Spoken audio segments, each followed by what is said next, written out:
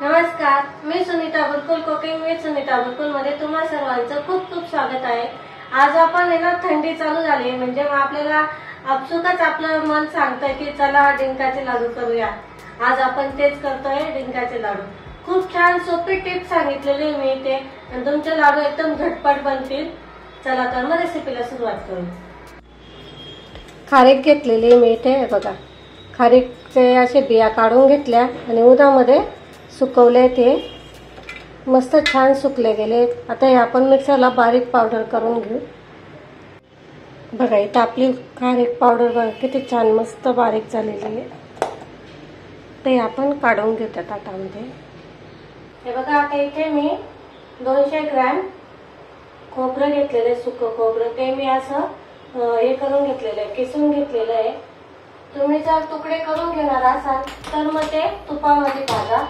आता आपण हे फक्त असं किसून घेतलेलं आहे, त्याच्यामुळे हे तुपात भाजायची गरज नाही याला। मी आता असंच भाजून घेते।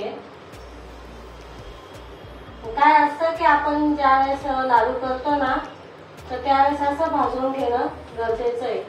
बहुतेक जणांना माहिती असेल की खोबऱ्यामुळे आपले हे जे लाडू आहेत ना मग ते खराब होण्याची शक्यता असते, कारण त्याला आपलाच एक तेलकटपणा असतो, म्हणून मग ते लवकर खराब होतात। भाजून घेतले की छान असे टिकतात। मग ते आपण छान असे भाजून घेऊ पूर्ण व्यवस्थित।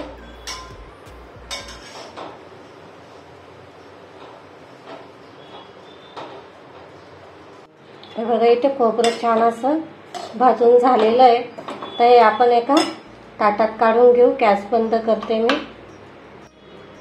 आता आपण खसखस भाजून घ्यायची आहे। इथे मी 2 चमचे खसखस घेतलेली आहे। तर ही खसखस बघा छान अशी तडतडायला लागली म्हणजे आपली खसखस भाजल्या गेलेली आहे। आता ही आपण ज्याच्यात आपण खोबरं काढलंय ना त्याच ताटामध्ये खसखस काढून घ्यायची आपल्याला ही।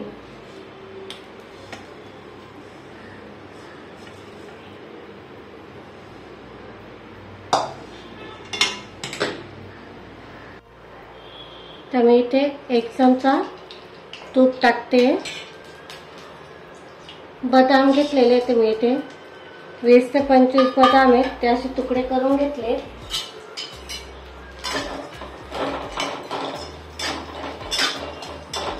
छान भाजून घ्यायचे हे पण बघा। आता हे पण भाजल्या गेलंय, तर एका ताटलीत काढून घेऊ आपण।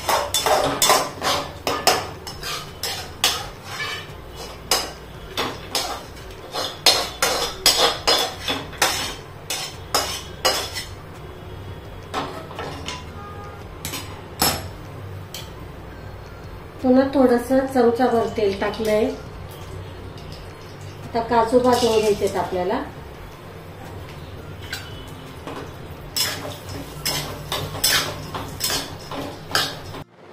तर त्याच्यात आपण बदाम काढले, त्याच्यात आता हे काजू पण काढून घेऊ।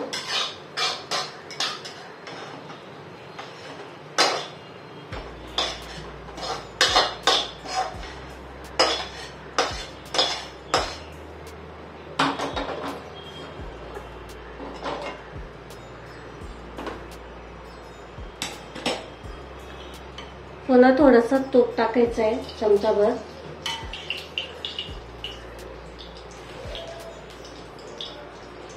खारीक घेतलेली मी इथे 200 ग्रॅम खारीक आहे आणि मापाप्रमाणे जर बघितलं तुम्ही वाटीचं प्रमाण तर ही 2 वाटी भरते। ही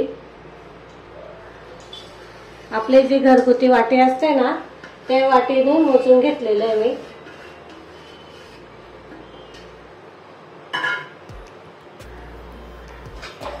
हे पण छान भाजून घ्यायचे। आता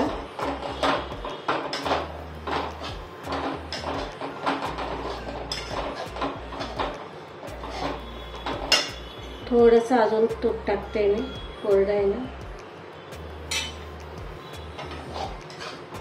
छान भाजून घ्यायचं। हे बघा इथे आता छान मस्त भाजल्या गेली आपले खारीक पण। आता ही ताटात काढून घेऊ, दुसऱ्या ताटात काढायची आता ही।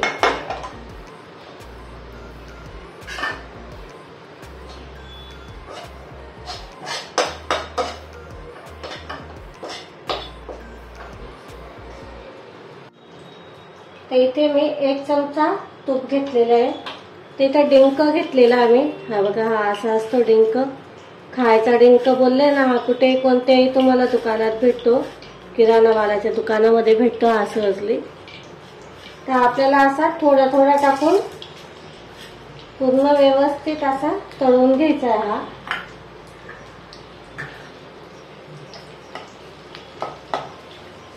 तुम्ही जर नायलॉनचा साबुदाणा जर खात असाल, तुम्हाला माहिती असेल मग तो कसा फुलतो, एकदम तसाच हा पण फुलतो. मग खूप छान फुलतो हा.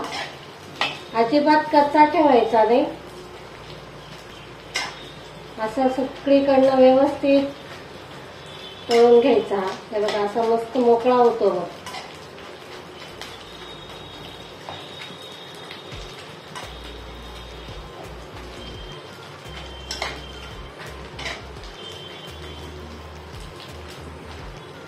असा चिपकला की मग समजायचा तळून झालेला आहे. आता आपण काढून घेऊ.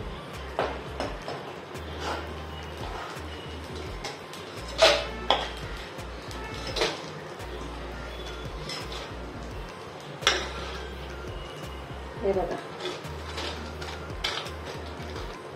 छान मस्त असा तळला गेलेला आहे. बघू शकतात तुम्ही. असा तळून घ्यायचा, कच्चा ठेवायचा नाही, नाहीतर मग काय होईल, ते दाताला आहे ना दुखापत होईल मग ती. असं थोडं थोडं टाकायचं आणि तळून घ्यायचा.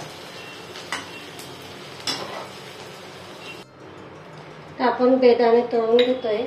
बघा, इथे आपला डिंक पण तळून झालेला आहे. त्याच तुपामध्ये मी आता बेदाणे तळून घेते. छान असे फुलतात. वय बघा, असे फुलतात बेदाणे.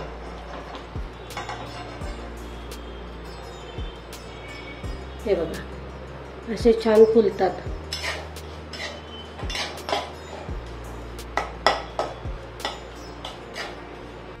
तर इथे मी गव्हाचं पीठ आहे ना थोडं भाजून घेते तुपामध्ये. 1 चमचा तूप टाकलंय त्याच्यात. आता हे भाजून घेते. थोडं थोडं करून भाजून घ्यायचं.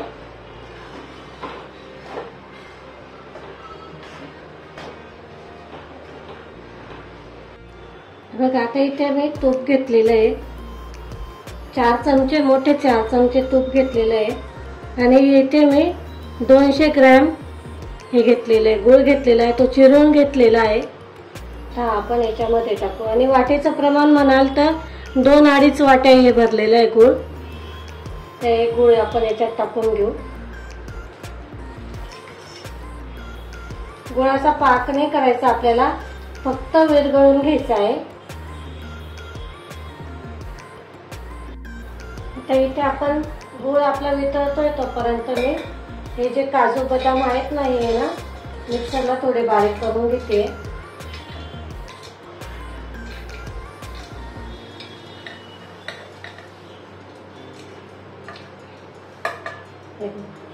ते आपण मिक्सरला बारीक करून, जास्त नाही करायचं, थोडे एक गरका देऊन घ्यायचा फक्त. हे बघा, झाले. आता हे आपण आता याच्यात ते पीठ भाजून ठेवलं ना मोठ्या कढईमध्ये. तुम्हाला त्याच्यात लाडू बांधायचे ना, असं मोठं भांडं घ्यायचं. त्याच्यात आता आपल्याला हे सगळं मिक्स करून घ्यायचं.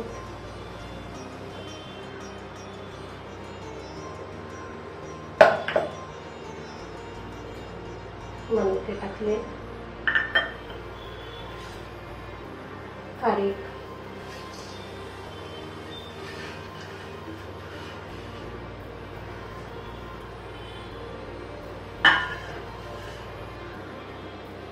आपण हे खसखस आणि खोबरं हे पण थोडं बारीक करून घेऊ. तसं ते हाताने होतंय. हे बघा, असं हाताने होतं. चोरलं ना तर होऊन जातंय. बघा, असं थोडं एक गरका मारून घेऊ आपण.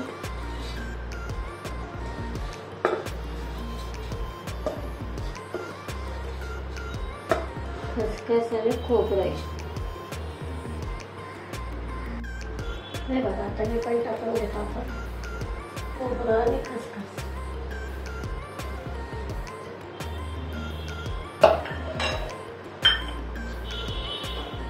मिक्स करून घेऊ सगळं आपण.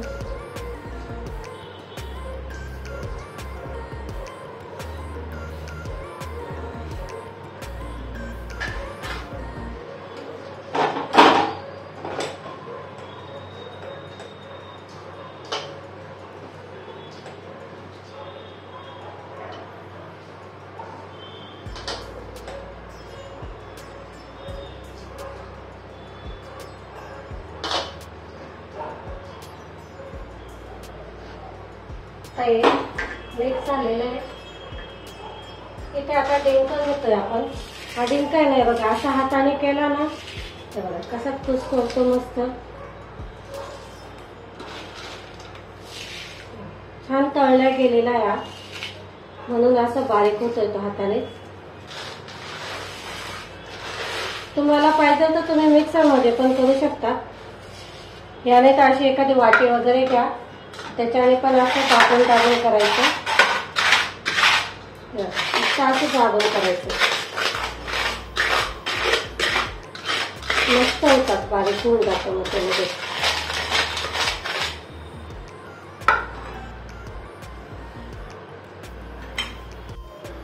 बघा आता इथं आपण डिंक टाकून घेतोय. आता इथे आपला गोळ व्यवस्थित पगाळला गेलेला आहे. असे बबल्स आले म्हणजे समजायचं छान असा वितळला गेलेला आहे. आता गॅस बंद करायचा आणि आपण हे जे मिश्रण तयार करून घेतलेलं आहे याच्यावर आता हा गव्हाचा पाक ओतून द्यायचा.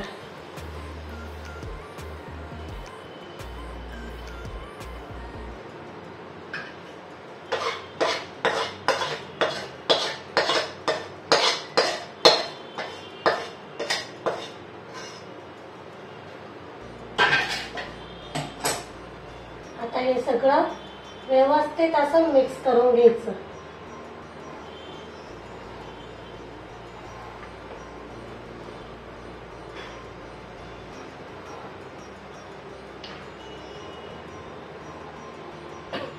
आपण जे प्रमाण घेतलेलं आहे ना त्याच्यामध्ये 2 किलोच्या वरती होतात, जास्त होतात लाडू.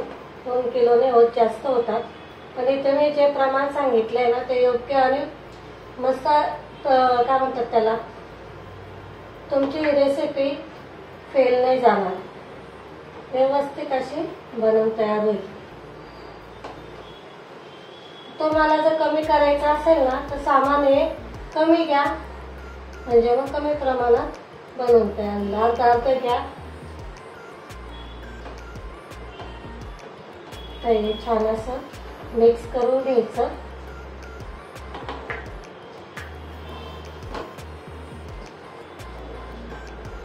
आणि हे लाडू आहे ना गरम गरम असतानाच बांधायचे.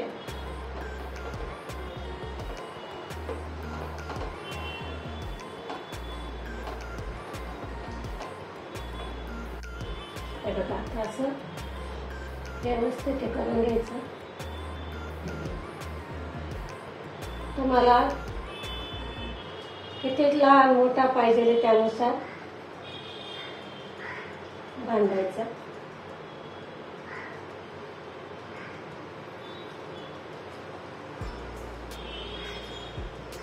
म्हणजे मी थोडंसं पिस्ते टाकते.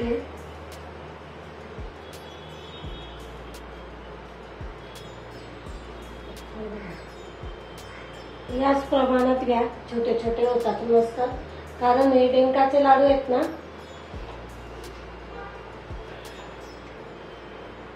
छोटे म्हणजे गरम असतात, त्याच्यामुळे ते थोडे छोटेच बांधायचे बांधताना.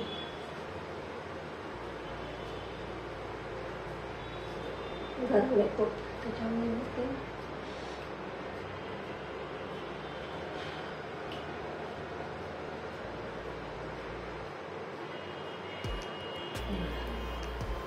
असे छान. आता मी असेच बांधून बघा. इथे मस्त असे लाडू बनवून तयार झालेले. ते डिंकाचे लाडू आहेत आपले. हे खूप छान टेस्टी लागतात आणि माझे ऑर्डरचे होते म्हणून आज मी तुम्हाला दाखवले मी कशी ऑर्डर घेते, कशी करते. तर तुम्ही याच याच्याने तुम्ही करा, म्हणजे पण तुमचे व्यवस्थित आणि तुम्हाला पण जर ऑर्डर घ्यायचे असेल तर या पद्धतीने घ्या तुम्ही. माप तुम्हाला मी वजनी माप आणि वाटीचं माप दोन्ही सांगितलेलं आहे. काहीच याच्यामध्ये तुम्हाला कन्फ्यूज होणार नाही, म्हणजे तुमचे पण असे छान लाडू बनवून तयार होतील. तुम्हाला जर व्हिडिओ जर थोडा जरी आवडला असेल तर लाईक करा, शेअर करा आणि सबस्क्राईब केलं नसेल तर सबस्क्राईब करा. अशाच नवनवीन रेसिपींसोबत आपण पुन्हा भेटू. तोपर्यंत नमस्कार.